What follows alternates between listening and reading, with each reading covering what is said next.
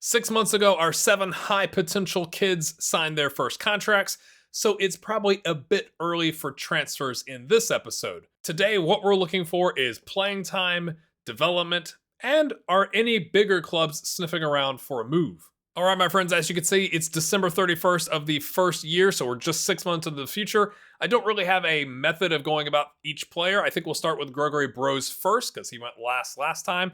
In future episodes, we'll maybe go to, oh, we were waiting to see if that move happened, but at this point, we're just seeing if anything has happened. So let's go take a look at Gregory. So Greg is still with Verona FC. Not that one. He doesn't appear to have gotten any game time anywhere, except I'm curious, how does he now have an orange dot in the position graph there? Maybe it's just that they're training him as a midfielder, but I think you need to have game time to have developed that. He also has no youth caps.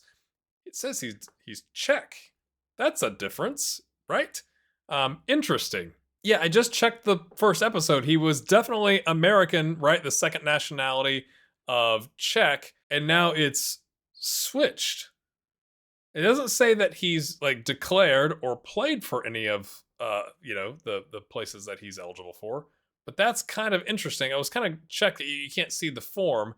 I was wondering if like maybe he got pulled into like a Youth World Cup or something like that with the Czech Republic. Which is listed as Czechia. And looking at his attributes, it doesn't look like anything has changed. He's tired. His condition is tired. I just noticed that. He must be getting some sort of youth exposure in youth games that we just can't see. It's just not showing up in any of the areas in Football Manager. That's the only thing I can think to make sense of, that he's developing in the center of midfield and that he's tired. Obviously, 6 months is not that long, and as you might imagine, the youth facilities, training facilities, and so on of Verona FC are not exactly stellar. So we'll have to see what happens with Greg. That's curious, though, that there's been that switch from listing the American nationality and now listing Czech. So we'll have to see if something is happening behind the scenes. And yes, I'm going to add Greg's attribute analysis octagon, I believe it is, right here. All right, let's go check on Chase down in Australia. He's now on $4.25 a week. Okay, when did he sign that contract? He signed it like 6 days after his last one. It has a 1.6 million release clause that expires in essentially 2 years. He got paid a loyalty bonus. He's got 1 start and 1 sub in the Australian Cup on a 7.6 average rating, 2 clean sheets. So he came in as a sub as a goalkeeper. What is the Australia Cup? I don't know. I've never played in Australia. 750K to 2.3 million now is his value. Also interesting, his communication, composure, and work rate have all reduced by 1. I think that's the only other thing that I'm noticing based off of the previous episode. Neither Chase or Greg have added any weight or height, so they are the same as they were when we looked at them last episode, but he's already gotten that bump. What does SCH mean? Let's find out. Scholarship player contract. I know in general, Australia is kind of like MLS, in which there's all sorts of different rules, so maybe you can explain what that means in the comments below. And he's on international duty already with the under-23s, and he's 16 years old. He's about to be 17. Everyone's birthday in this is tomorrow. Are they playing in like the qualifying for the Olympics? Let's go find out. Okay, this is interesting. So I'm looking at the Australia under-23s here, and what I think is happening is it's only showing me the full rosters here on the side if Chase played. So I'm curious if any of our American players played in that game, but we're not going to look yet because we haven't looked at Chris Carpenter. But it looks like Chase did a 6.1. Not great as a debut on the international stage, and he doesn't play again until they take on Kuwait, which he does a 6.8, which you might expect to go slightly better. And then going into 2024, it looks like there is a friendly that he is, again, who knows if he's going to start. He's started 2 of the games recently, and then they go straight into the under-23 Asian Cup group stage. So he's going to get a lot of exposure potentially at the Asian Cup. I'm curious if that means somebody might come sniffing around to make a move. Okay, looking at Chase, I went back. The Australia Cup first round, they played St. Albans FC, and he did a 7.6. So that's the 1 start that he had in the Australia Cup. And then in the semifinal, Macklin Freke went out with an injury, and Chase came in and also went out with an injury. How do you have two goalkeepers go down in one game? That is unbelievable. I can't see the match details, unfortunately. I can't click on it, but what happened in that game is Avondale FC just throwing players on corners into keepers. Imagine playing that and losing both your starter and your backup keeper. And the backup keeper before he even has a chance to like get a rating. Infuriating, I'm sure. Speaking of injuries, let's go look at that. It turned out it was pulled ankle ligaments, just a 2-week injury, so lucky that that was December 9th and he's healthy and available to go to the under-23s. But before that, he had a twisted ankle for 4 weeks and a groin strain for 4 weeks. Chase, my man, got to work on the physicality and stretching before you go out on the training pitch or into a match, right? So that's a lot more than I was expecting at this stage for one player. So let's go look at the next. And yes, I have added in the attribute analysis up above here, so in case you want to look at that. All right, let's check out what's going on in Colombia with James Mithriak. 15 league appearances, 1 goal on a 7-2-3. Obviously, the league isn't loaded because this is an extremely low level. So, really, our first player to get league minutes, unlike Chase, getting a little bit of that international and Australia Cup, and then Greg doing something we're just not sure what it is. James is still on 0 per week, so no change to his contract. His value is 50 to 150 grand. Let's just check on the injuries because that's fresh in my mind after having looked at Chase. He had a twisted ankle for about 3 weeks. Nothing too egregious, a moderate injury there. But loving that he's got 15 total appearances and 1 goal and 2 assists. I don't think I mentioned that on a 7-2-3.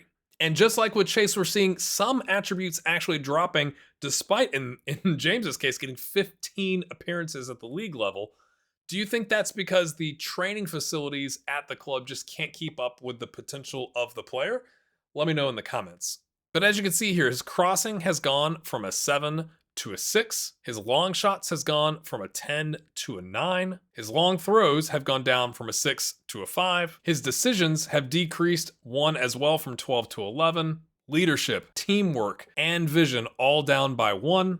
But on the other hand, acceleration and agility have increased by 1. Jumping reach is up by 1. And his strength sadly has decreased from a 3 to a 2. He's not gained any weight or gotten any taller, and he's still fairly strong on the left foot and very strong on the right foot. I guess I hadn't realized we were going to have some attributes dropping. That's actually pretty gutting, but I think it makes sense if you think about the leagues aren't loaded and the training facilities just aren't there.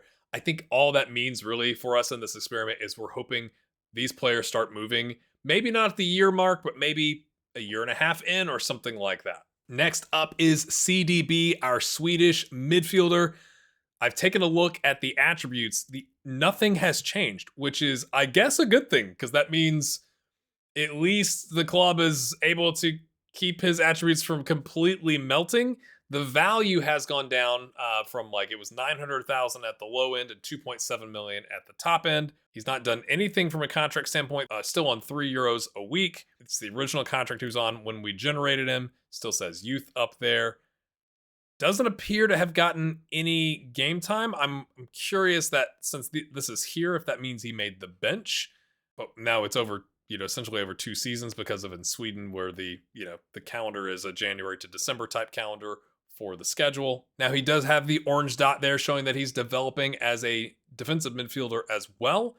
I've got to think that's at the youth level. He has no youth caps for Sweden or anything like that. So not a whole lot to report here on CDB except the value going down and the fact that he's not, losing attributes like the other players we've looked at already. Heading to the United States, this is the player I was worried about. Chris Carpenter, still not on a contract, is on a 0 per week. I don't know if you saw, I have I like to throw little nuggets of text on the videos. So there was maybe he's doing pay to play, because welcome to America, that's what we do here. So 0 value, 0 per week, but surprisingly is capped at the under 20 level. That's interesting. He's got 23 league appearances with a goal and 2 assists on a 7-6-7. So at least he's playing, just not getting paid to play, which, of course. Taking a look at his attributes, his corners and marking have both dropped by 1, but his off the ball and vision have both increased by 1. And again, no change to his height or weight. We got to get these guys to start eating. I am curious about being capped at the under 20 level and if we can see that. Now, it does look like Chris made the bench against South Korea under 20s in November of 2023.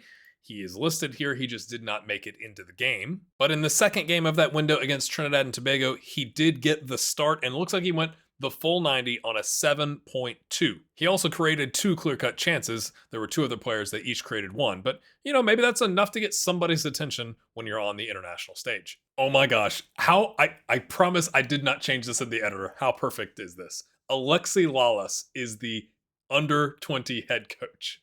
Fantastic. Oh my gosh, that's got me tickled. I love how FM makes these stories come alive. So will Chris learn something from Alexi Lalas? I mean, like defender, maybe? As I mentioned in the first episode of this series, I am restarting my channel after essentially 2 years away.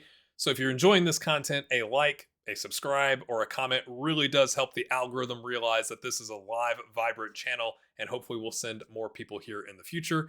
I also got laid off in early March, so if you are interested in more content like this, because I'm kind of making a go of making content, patreon.com/grayhairgaming. The link is in the description. Thanks. From New York City to Indonesia, let's go check on Marcus From, still on the original contract, not getting paid, 20 to 60K value, has 4 starts, 5 goals on a 2.34 XG, so he's outdoing his XG there in the Asian games on a 7.35.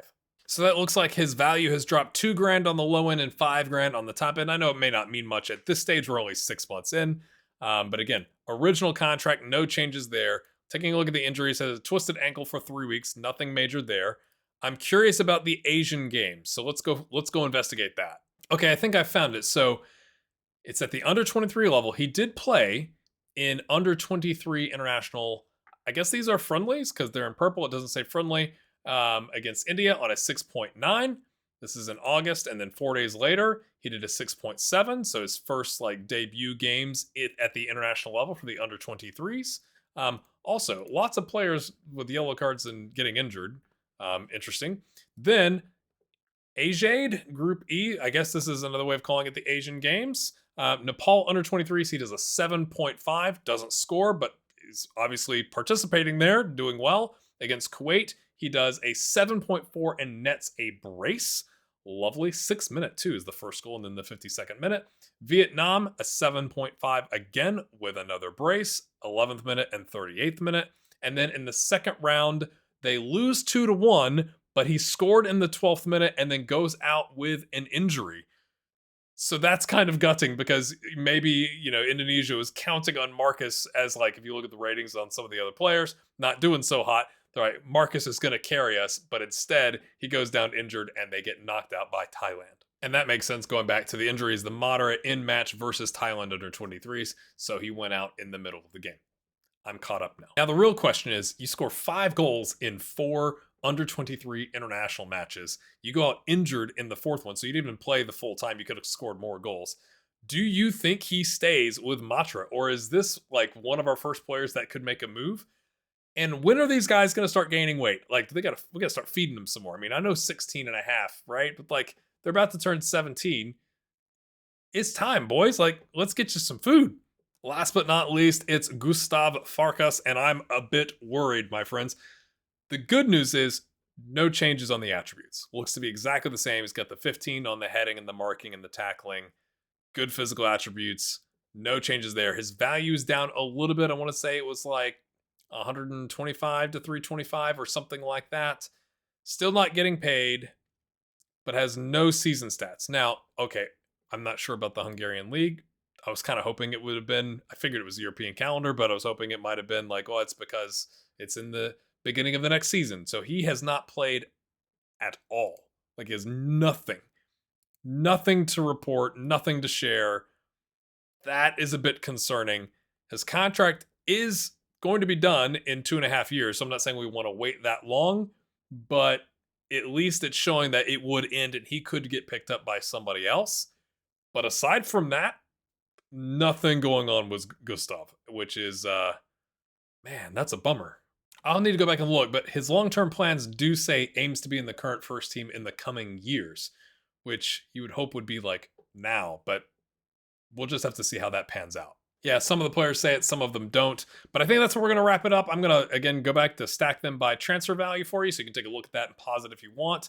No significant changes, although we do have some international appearances. I think Chase is leading the way right now. You could argue it's because he started at the Brisbane Roar in their youth setup, which might be fair, but that doesn't mean he's our wonder kid necessarily. Maybe he's just off to a good start. We've seen this before in series after series, that just because you get a strong start doesn't mean that's where you finish. My biggest concern, I think, is probably a tie between Greg and Gustav, because they're just not getting any league appearances or non-competitive appearances or anything like that. So we're going to hope that something happens in the next 6 months, which is going to be our next episode. It'll come out 3 days from now. That'll be the end of year 1. I will caveat that if it doesn't look like a lot has happened between this point and the next summer, then we may go to the winter as well, just so that these episodes stay interesting for you as a viewer. But if you've enjoyed that, my friends, please make sure you hit the like button and subscribe, and we'll see you in the next one.